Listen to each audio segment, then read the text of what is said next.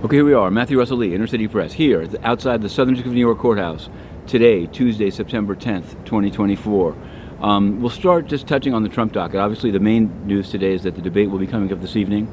We'll try to tweet it as relates to the cases, the various cases, at least four. Actually, there's more. There's the civil cases as well, Engoron, E. Jean Carroll that we just covered, and on that we'll just touch the Second Circuit is somehow supposed to be considering the somewhat moot, but not totally, request to remove the case. It was hotter when Judge Merchan still intended to do the sentencing on September 18th.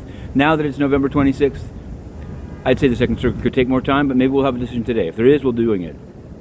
Surprisingly, yesterday we spent most of the day covering the FTC versus Tapestry and Capri merger, antitrust hearing to block the merger. Turned out to be more interesting than I thought it would be, and there's a lot of interest in it, so we're going to continue on it today.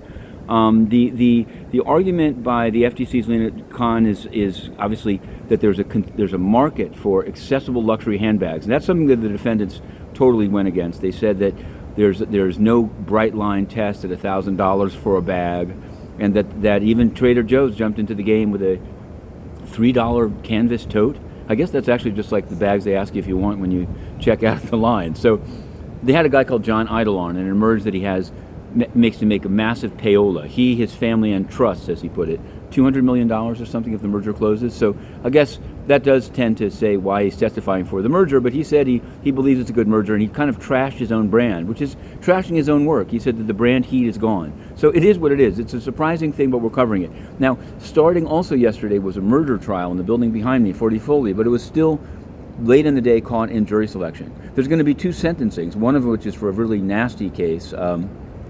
We'll see if we get up there amid the Capri hype. And speaking of nasty, I'm going to turn to the United Nations. Yesterday, inside the UN, there was a debate about UN peacekeeping. And it sounds like a great idea. You send soldiers from largely developed countries like Bangladesh, where they finished abusing their own people, they went and abused others. They send them from Cameroon, where they kill the Anglophones, and they go to CAR and commit.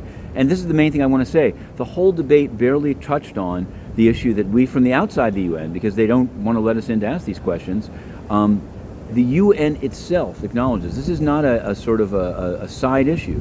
The UN has a running count website of sexual abuse, including child rape cases, against UN peacekeepers. And they continue to mount worse and worse under Antonio Guterres. And he's done nothing. He sweeps it totally under the carpet. Even previous Secretary Generals at least wrung their hands when these stats come out. Guterres just ignores them and goes on bloviating about his love of youth. Yeah, right. In any event, Inner City Press has applied to re-enter. We submitted one on time to cover the upcoming General Assembly, which has begun with a Cameroonian.